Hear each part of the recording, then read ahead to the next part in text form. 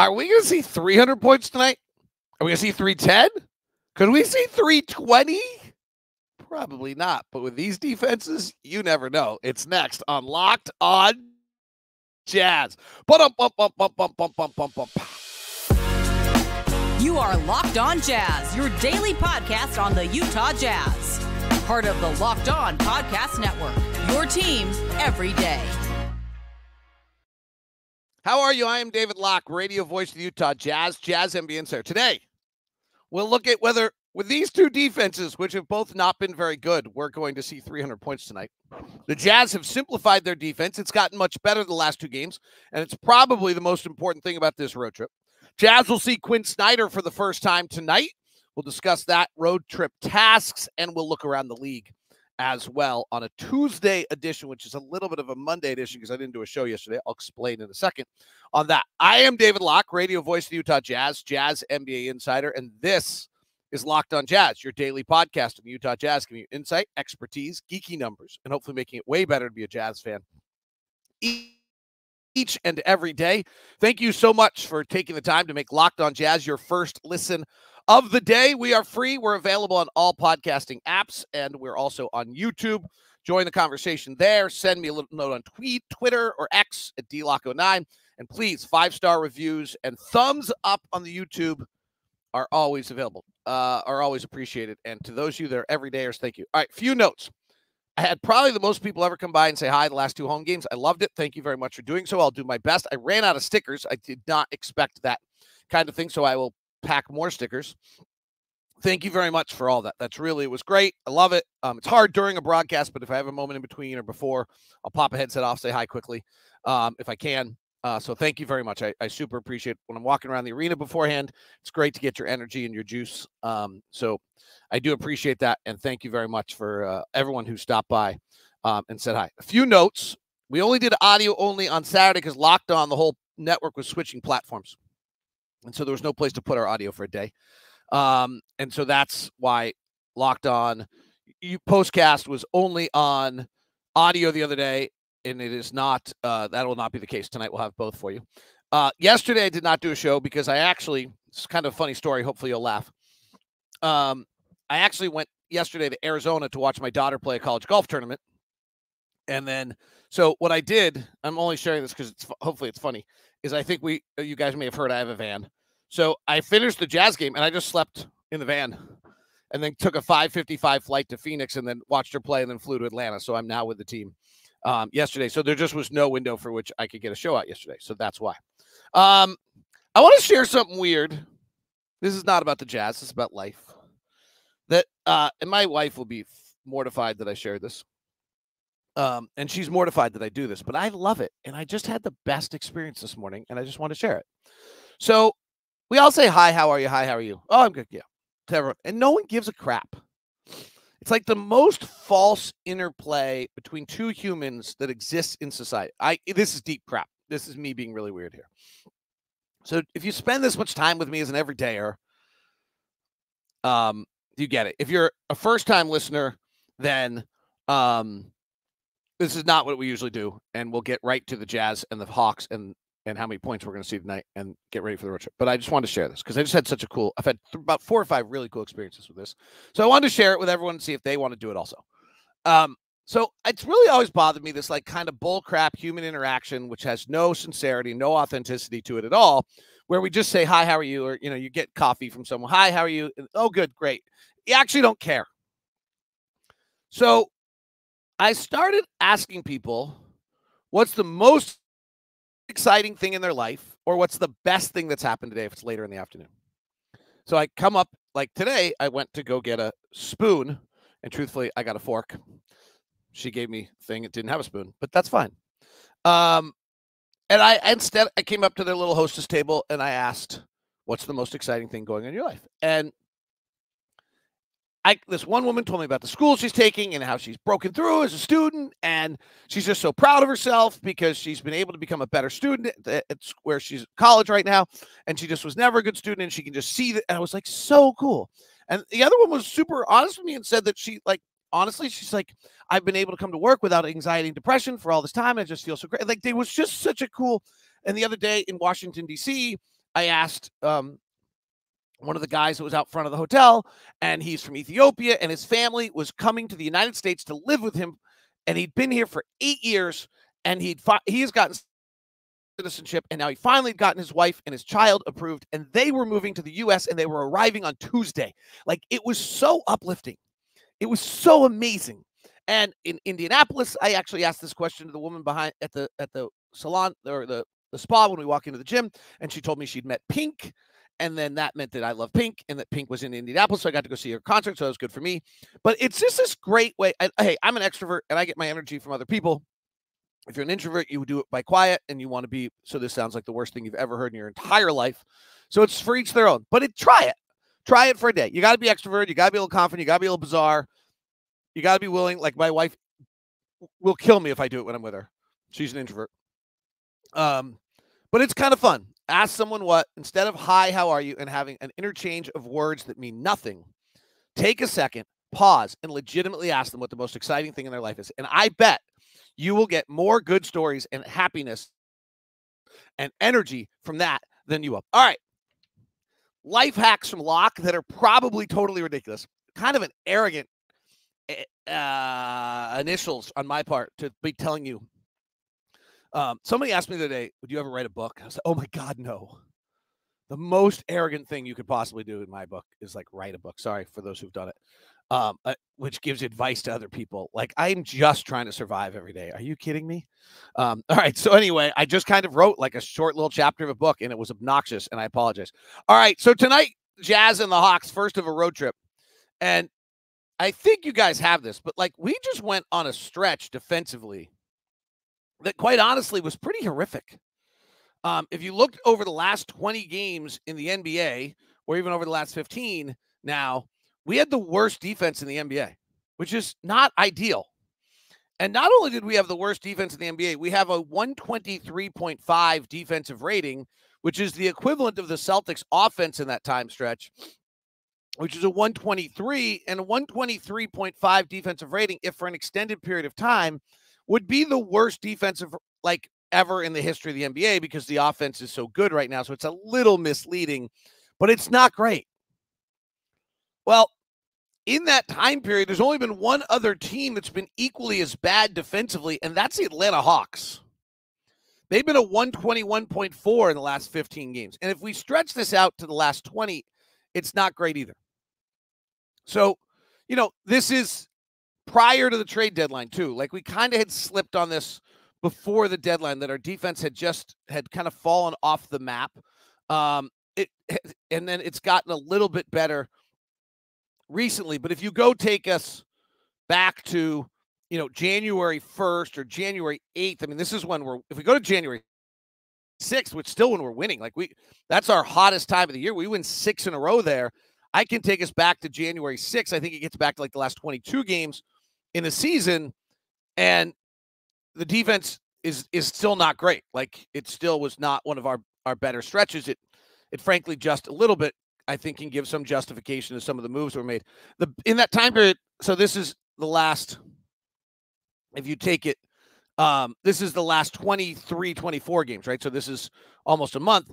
The best defense in the NBA during that time period is Cleveland and Minnesota at 107, and we're the worst at 120.4. We're positive. Our offense is so good in that time period. We're 11-11 in the last 22 games. Our defense is the worst in the NBA, and our offense is actually so good that we're the number 2 offense in the NBA in that stretch. Now, I'm not sure we're still there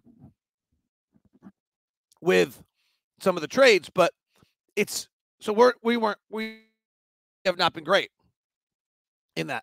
Well, in that same time period, as I said, the last 15 games, Atlanta has been equally as bad defensively. And if we just go to the last 15 games, Atlanta is the number second worst defensive team in the NBA in that stretch, and the second best offensive team in that stretch. So if you go to the last like 22 games, we're the worst defense and the second best offense. And if you go to the last 15 games, Atlanta is 7-8, 500, the second worst defense, and the second best offense. We could have 300 points scored tonight. We could have 310 points scored tonight. between these two teams. Now, I'm not sure we have a pace that will get us there, but that is the type of game we have right now. Now, Trae Young's not playing. He's out, and we've gotten better defensively the last two. And by definition, Atlanta should probably be better without Trae Young defensively. If you look at their on-off numbers this year, when Trae Young is off the floor, their defense is 2 points per 100 possessions better. Not that much. Their offense, interestingly enough, is actually worse when he's on the floor, and they're worse when Trae Young's on the floor, which is kind of weird. They're great when Bogdanovich is on the floor in a way that is super bizarre compared to everybody else on the roster. But they're actually less good when Trae Young's on the floor or DeJounte Murray's on the floor. They're without Trae Young tonight, and so they're a different team. Murray takes it over, crossover, going to his right, kind of time again. And that's kind of who they are now. A bunch of other guys feel like they have the green light. We'll see. They played very well and kind of blew out Orlando late in the third when DeJounte Murray went crazy in that game. And so we'll see. But they are, with DeJounte Murray on the floor and no Trae Young, they're still not good defensively. They're a 119, but they're good offensively, and they're plus 2.6. So we'll see. In some ways, they might be a little bit better. Okongwu's hurt. That's been the key a little bit to who they are. We'll talk more about that. The Jazz have simplified their defense to try to get better. We see Quin Snyder for the first time and a big road trip ahead. So we hit on all those things as we're just getting started here on today's edition of Locked On Jazz. Today's show is brought to you by my friends over at Murdoch Hyundai, located at 4646 South State Street, also located in Logan and in Linden. First off, if you're looking for a new car and you're heading over to Murdoch, please hit me up first. I apologize. I got an email from somebody, I think, on Saturday, and I didn't see my email till Sunday. So he's going, I'm going right now. If you give me a little window to get it set up, I'll get you set up with a VIP meeting. Make sure you get the Locked On Every Day or experience that you deserve from being a Locked On Everydayer and from Murdoch Hyundai. The lineup of the Hyundai cars is just amazing. The Kona is the small, zippy SUV, super reliable and affordable. The top of the line is the Palisade, which is so gorgeous. And then in between is the Tucson and the Santa Fe. I'm driving the Tucson right now. Absolutely loving it. Fabulous car. Great value. And the Santa Fe, I've actually purchased one for each kid because once I saw them drive, I needed to make sure they had the safest, best car they possibly could have on the market to make sure that they were all right. So you can get it all over at Murdoch Hyundai. Big news also, the Ioniq 5 and the Ioniq 6. You're seeing the 5 all over the place. It's the hottest electric car in the market because it won Motor Trend Car of the Year, and the 6 won the Car of the Year as well. So go check out the Ioniq 5 or the Ioniq 6 if you're in the market for an electric car. It's all over at Murdoch Hyundai, located 4646 South State Street, also located in Logan, as well as in Linden. Well, this next sponsor feels ever so appropriate for David Locke to talk about, because if anyone knows anything about me, despite the fact that I run a company, my grammar is a disaster. My typos are endless. My mistakes are forever. And this is why I'm talking about Grammarly. 96% of Grammarly users report that Grammarly helps them craft more impactful writing. Grammarly works over 500,000 apps and websites. And by understanding your writing context, Grammarly provides relevant, personalized suggestions. The tone suggests help you navigate even more difficult work conversations. You can save time with one click with editing drafts in hours to seconds. It makes proofreading okay. That's really what it comes down to. My brain doesn't like to proofread. My brain doesn't like to slow down enough to get every word in. I make a million typo mistakes all the time. But Grammarly saves me. And now with Grammarly's old gold standard of responsible AI with 14 years of experience, it also is making me write better pieces. The bigger impact with Grammarly to make you look good. Sign up and download for free at Grammarly.com/podcast. That's Grammarly.com/podcast. You know, I probably should spell Grammarly because of, Grammarly.com. Grammarly.com/podcasts. Easier said than done, but go get it done. It's Grammarly, and it will help you a great deal. Promise you, it has saved me.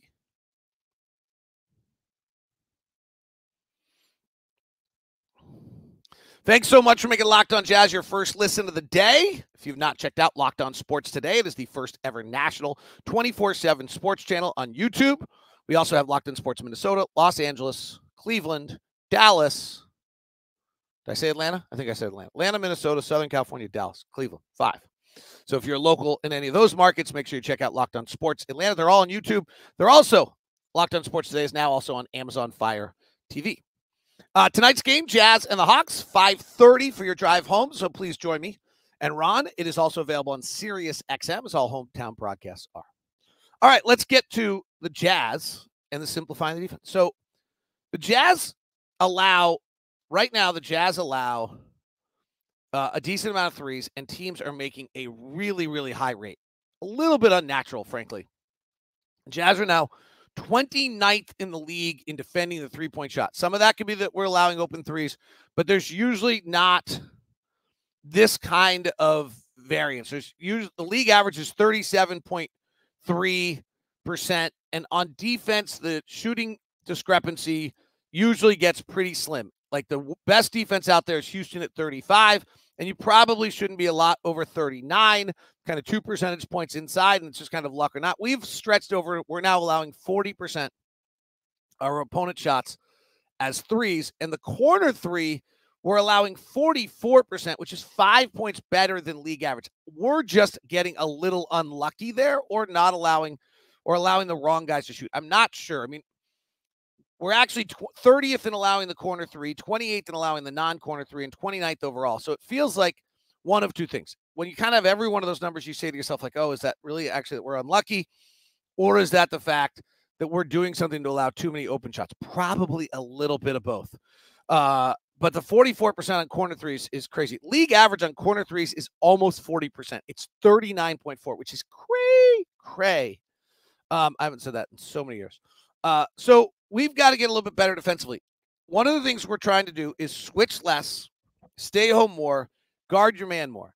That does mean going under more pick and rolls, learning how to navigate screens a little differently, and trying to figure out some of those kind of things. We've seen a marketed improvement. The Charlotte game was our first defensive game kind of at league average since the Milwaukee win, and only our second game that was league average or better since January 25th. So it had been in a month, we only had one defensive performance that was average or better. Our defensive performances but going into the Charlotte game, this was the run we were on. 5th percentile, 100 would be good, 0 would be bad. 5th percentile, 3rd percentile, 35th, 11th, 39th, 61st, that's above average. 12th, 14th, 3rd, 33rd, and then Washington was 75th. New Orleans was 2nd, 41st in Houston, 16th in Oklahoma City. Only two since January 16th that were above average. The Spurs game was by far our best defensive performance in a long time, and maybe our best defensive performance of the year. In fact, it was our 3rd best defensive performance of the year. Best was against Dallas. We won 127-90, and November 1st against Memphis. 3rd best defensive performance of the year, holding the Spurs to below a point of possession. Just fabulous. So we're seeing now the Spurs are not particularly good offensively, and Atlanta is. Even without Trae Young, they're good. They're not, as we talked about with DeJounte Murray on the floor, but they're not quite as good, but they're still good. So what have we done? Well, one thing we did that was different the other night is we forced turnovers. We had not had an above average turnover forcing game since January 18th. And we forced 18% of the Spurs possessions into turnovers. We'd been below average in every single game in forcing turnovers, and some of them horrifically low, below 10%, to a point which is really, really hard to survive.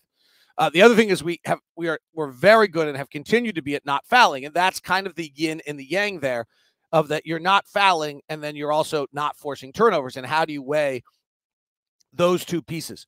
But some of this is also just simplifying what we're doing defensively on the level of, okay, get through the screen yourself. Don't switch it. Don't get caught in constant rotation.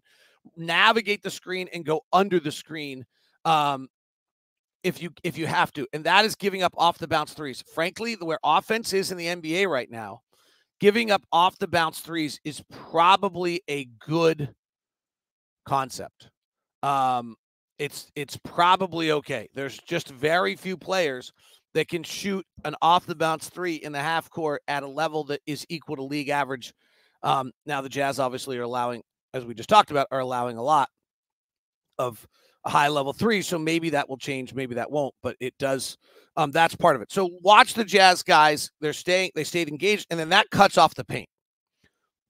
They've done a much better job in the last two games of cutting off the paint, making sure, forcing guys not getting deep in the paint. That makes all the closeouts better and hopefully makes you better. Defensively the other night, what was actually most interesting is our best defensive guys on the floor were particularly two guys that have not been this case.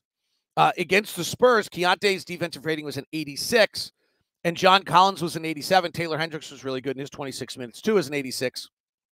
That is not usually where we are defensively, frankly. Usually it's Walker Kessler, who's our best defensive player on the floor, and John Collins has been our worst. But in this game, John Collins was really good. So that's kind of maybe that's a sign that if Keontae is getting through picks and we're not getting caught on mismatches and we're doing some things, it's better. Over the last 15 games, we just don't have anyone with good defensive numbers, right? Like every single one of our guys' defensive rating is a 120 or higher, which is it's just not good. Dunn, Lowry, Markin, and Colin Sexton, Keontae are probably our best, but and Walker actually over the last 15 games is worse than John Collins. So it's not, if you're listening to this and you're like, well, just play Walker more than John Collins. That might have been true at one point, but it hasn't been. So let's keep watching this. This is going to be much more difficult here. We play tonight again without Trae Young, so it's not quite the same thing. A much better offensive team. Atlanta's one of the elite offensive teams in the NBA. And Quin, obviously one of the best coaches. They're the 9th best offensive team in the league. Without Trae, they're still good. They get a little weak without DeJounte and Trae. Orlando's 23rd in the league offensively, and Miami is really struggling a little bit offensively. They're 21st. So if we can survive tonight, the next two games are games that should be pretty good for the Jazz to continue to see if they can make this defensive progress that they've made. And I think that's the first of the road trip tasks is, can we see some more defensive progress from this team? And what is that? Again, that means guarding your man, fighting through screens, not getting caught in perpetual switches, cutting off the paint. If teams continue to shoot 50% from three against us, I just think you're going to have to die with that. There's a little bit of luck going on there against us. There's obviously some level that we probably can guard some of those a little bit better, but there's some kind of abnormal luck. There's very little consistency year to year in three-point defense, and there's usually a very small variance, which is why people think about it as luck. All right, Quin Snyder and the Utah Jazz reunite today, and we'll look at some league trends as we continue from Atlanta on Locked On Jazz. Today's edition of Locked On Jazz is brought to you by Nissan. NissanUSA.com. And there's exciting things going on in Nissan. Let me tell you about the Nissan Rogue, the perfect city driver, great escapes, class exclusive Google built-in, always updating assistant to call on for almost anything. Gone are the days of connecting your phone. The 2024 Rogue is the perfect midsize crossover for your next adventure. The 2024 Nissan Pathfinder has room up to 8 and expansive cargo capacity, advanced availability 4x4 capability with 284 horsepower and 6,000 pounds of towing. And the 2024 Nissan Armada will change what you expect from any full-size picture, a rugged 4x4 that can seat up to 8 in first-class style and luxury, tow bigger, and explore further in the 2024 Armada. So whether it's the Nissan Rogue, the Nissan Pathfinder, or the Nissan Armada, go find your next big adventure at NissanUSA.com. That's NissanUSA.com. Next episode of today's show is brought to you by BetterHelp. Convenient, flexible online therapy. Visit BetterHelp.com/LockedOnNBA. Hey, maybe you can be like the woman who I saw today, who when I asked her what the most exciting thing in her life was, she said she's gotten through her anxiety, depression, and is being able to be like, great. Like it was super uplifting and cool to hear. When I think about BetterHelp and I think about therapy, I think you're dealing with what I would call performance enhancing. And so how can you improve who you are as a person? Well, sometimes it's understanding why your brain's doing what you're doing and why your actions are what they are, whether or not you're upset, sad, whatever it might be that is causing you to not perform at your peak. Some things big, some things small. Some of these things can really start to wear on you. You can wonder what's going on. Well, therapy can be a place for you to be able to share those and maybe learn why you're in this pattern of behavior or what you're doing and how you can be good. It's different for everyone. Most of us have some sorts of issues, some bigger, some smaller, but they all are about us getting better at life. And if you're thinking about starting therapy, give BetterHelp a try. It's entirely online, designed to be flexible and suited to your schedule. Visit BetterHelp.com/LockedOnNBA to get 10% off your first month. That's BetterHelp, HELP.com/LockedOnNBA. BetterHelp, HELP.com/LockedOnNBA. Thanks so much for making Locked On Jazz your first listen of the day. We are free and available on all podcasting apps. I greatly appreciate it. Thank you so much. Tomorrow we'll be in Orlando. We'll break down the game tonight. We'll continue with the road trip tasks. All right, Jazz see Quin Snyder tonight. This should be a happy day. I'll bet it's incredibly. Quin, I know Quin well enough. I'm sure he's stressed massively. I was texting with him last night, and I didn't get that vibe. We were just trying to figure out how we could say hi. But I'm sure this is incredibly stressful for Quin in 9 years and wanting to make sure it goes correctly and this and that, and a distraction from his task. From the Jazz fan standpoint, it should be 9 years of memories of a guy that really was a very important piece to the Utah Jazz coming out of the Jerry Sloan era, which was kind of in a quagmire with Tyrone Corbin at the helm and had Dennis Lindsey taking over for Kevin O'Connor. We hadn't really kind of hit a stride, and it really needed an entire cultural reset to the Utah Jazz at that set in time. And Quin and Dennis Lindsey combined to do that with Quin, the helm of the basketball team, to culturally reset this franchise in a super important time that thrust us forward and allowed us to stay out of the kind of where Washington and think about Sacramento after Rick Adelman left. It took 25 years. And so it's, when we look back at Jazz history, we'll talk about the Sloan great runs and we'll talk about Stockton. That era of Quin Snyder coaching era, getting us through out of, from Trey Burke and Dante Exum into the next level and getting George Hill and suddenly having a playoff team. And while I think in a lot of ways, many people's memories, Trey Mann's threes and this kind of devastating, heartbreaking kind of playoff losses and unfulfilled playoff runs to be the signature of the era, the fact is, Quin vaulted the Jazz back up into the top of people's mind, number one seeds, well thought of franchise, respected franchise, and got us places we just hadn't been in a little while. And really could have been a long time away if he didn't get it to where it was. I think in retrospect, they overachieved in the preparation and detail and and kind of maniacal approach had us overachieving in the regular season to 2 to 3 to 5 games every year. And so then when we got in the playoffs and got a team like the Clippers who suddenly kind of plugged in, I think it was very, very difficult for us. And I think that was, when I look back on that era, I think we were somewhat regular season teams because I think we took the regular season very seriously, figured out, particularly the post-COVID. During the COVID year, there was no question Quin and his staff kind of figured out how to prepare, how to get ready, while a lot of other teams just kind of were rolling it out, not trying to fight, not trying to get that done. And then we hit the playoffs, everybody hit a different gear.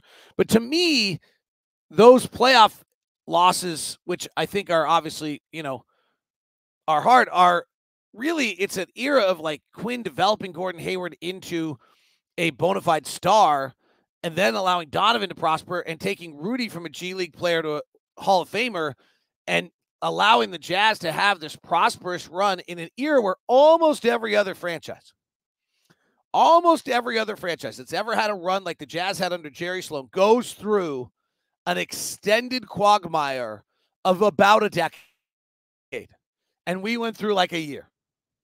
And to me, that's the signature of the Quin Snyder era in Utah, is how important that transition was for the Jazz and really set the template for Ryan Smith to take over the franchise and to be able to thrust us forward as he is right now under Danny Ainge, Will Hardy, and this group. And I think that's the legacy that, to me, is Quin Snyder as the head coach of the Utah Jazz. Will be fun to see him tonight. Weird to see him in his red glasses coaching on the other side. All right, quick league trends over the last 2 weeks. Actually, we do 10 days first, and then we do 2 weeks. So let's quickly do last 10 games around the league and get a feeling of who's kind of clicked in and who's not. Boston's the number 1 offense in the NBA, followed by Oklahoma City, Atlanta. Lakers, Indiana, Cleveland, and Golden State are the 7th best offenses. We're 10th. Teams that can't score right now are Memphis, Washington, Charlotte, Brooklyn, San Antonio. So 2 of the teams we played well and played well defensively recently. Defensively, teams that are playing well right now are Minnesota. They're much better than everyone else, almost 3 points. Miami, Charlotte, Cleveland, Golden State, and New Orleans are all defending very well right now. Worst defense in the league over the last 10 is Utah, New York, Atlanta, 76ers, Clippers, interesting, and Toronto. Overall, net rating, Boston, Minnesota's number 1, Boston's number 2, Cleveland 3, Oklahoma City 4, Miami 5. Miami's clicked in, won 8 of 10. And the Warriors have also won 8 of 10. Teams that are struggling the most recently are Washington, Memphis, Philadelphia, without Joel Embiid, Brooklyn, San Antonio, and Portland. More recent trends over the last week or so, shorter time period here.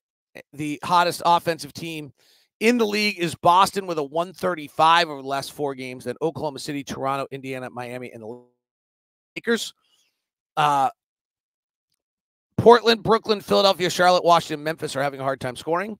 Best defensive team in the last short period of time is Charlotte. Just post-trade deadline, really playing well. Minnesota, Denver, Miami, and Oklahoma City. Teams that can't defend recently. Washington's the worst in New York, Utah, Clippers, San Antonio, and Portland.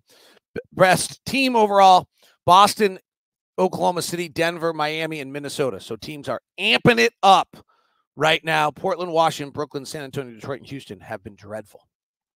That is Locked On Jazz today. Thanks so much for tuning in. Hope you're having a wonderful day. We now send first ever 24/7 national sports channel, Locked On Sports Today. It's also available on YouTube, on Amazon Fire TV. Have a great one.